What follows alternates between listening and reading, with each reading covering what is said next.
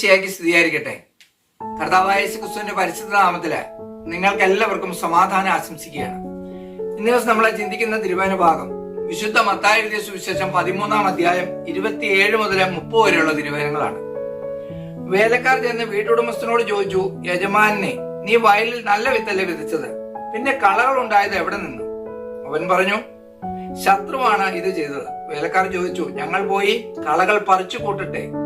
അവൻ പറഞ്ഞു, വേണ്ട, കളകൾ പറിച്ചെടുക്കുമ്പോൾ അവയോടൊപ്പം ഗോതമ്പ് ചെടികളും നിങ്ങൾ പിഴുതു കളഞ്ഞെന്ന് വരും. കൊയ്ത്തുവരെ അവ രണ്ടും ഒരുമിച്ച് വളരട്ടെ. കൊയ്ത്തുകാലത്ത് ഞാൻ കൊയ്ത്തുകാരോട് പറയും, ആദ്യമേ കളകൾ ശേഖരിച്ച് തീയിൽ ചുട്ടുകളയുവാൻ, അവ കെട്ടുകളാക്കി വെക്കുവിൻ. ഗോതമ്പ് എന്റെ ധാന്യപ്പുരയിൽ സംഭരിക്കുവിൻ. പ്രൈസ് ദി ലോർഡ് സഹോദരങ്ങളെ, യുഗാന്ത്യത്തെ കുറിച്ചാണ് വളരെ വ്യക്തമായിട്ട് തിരുവചനം നമ്മളെ ഓർപ്പിക്കുന്നത്. അപ്പൊ പല സഹോദരങ്ങളും എന്നോട് ചർച്ച ചെയ്തിട്ടുള്ള കാര്യമാണ്. ബ്രദറെ, അവരെ കണ്ടില്ലേ, അവര് അന്യായമായിട്ട് ഒത്തിരി പല വിധത്തില് തെറ്റായ വഴികളിലൂടെ പൈസ ഉണ്ടാക്കുന്നു, മദ്യപിക്കുന്നു, തെറ്റായ ജഡിക പാപങ്ങളുടെ അടിമത്തത്തിൽ കഴിയുന്നു. അവർക്ക് എന്താ നല്ല ലക്ഷറി ആയിട്ടുള്ള ജീവിതം, വലിയ വണ്ടികള്, വലിയ സൗകര്യങ്ങള്, അങ്ങനെ ആ ഒരു അവസ്ഥയിൽ ജീവിക്കുന്നു. അതിനെക്കുറിച്ച് വളരെ വ്യക്തമായിട്ടാണ് തിരുവചനം നമ്മളോട് പറഞ്ഞിരിക്കുന്നത്. അപ്പൊ നമ്മൾ അവരെ കണ്ട് അസൂയപ്പെടുകയോ അസ്വസ്ഥപ്പെടുകയോ വേണ്ട. നമ്മൾ അവർക്ക് വേണ്ടി പ്രാർത്ഥിക്കാൻ കടപ്പെട്ടവരാണ്.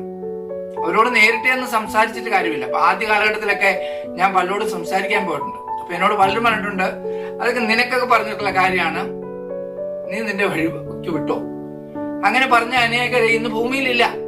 ഞാൻ വീഴ്ചയുടെ സമയത്ത്, അതായത് 2007 ആദ്യ കാലഘട്ടത്തിലാണ് കടബാധ്യതയിൽ വന്ന് വീഴുന്നത്.